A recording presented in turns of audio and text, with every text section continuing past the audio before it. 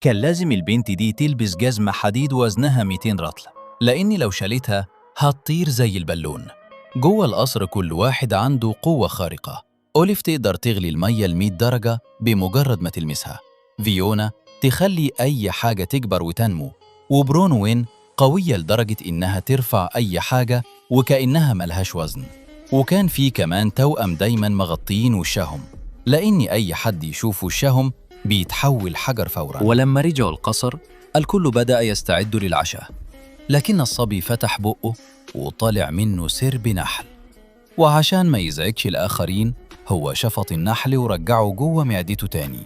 أما البنت الصغيرة شكلها طبيعي، بس لما حاولت تاكل قطع الدجاج ظهر لها ثم تاني ورا شعرها.